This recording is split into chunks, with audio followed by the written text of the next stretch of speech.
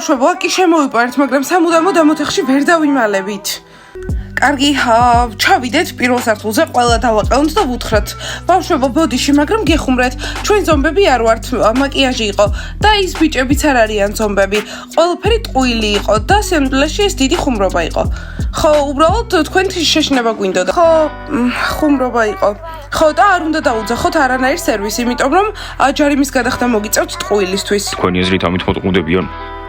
არაფერი, უბრალოდ ვცადოთ და თუ არ გამოვა, მე რამე სხვას მოვიფიქრებთ. ბიჭები უნდა გადავარჩინოთ. გონი ფეხის ხმა მესმის. ზომბები, აქ რას აკეთებთ? მოიცადე, იანა, ზომბები აღარ არიან, გოგოებო, დაბრუნდით? რატომ არავინ არ გააფრთხილეთ?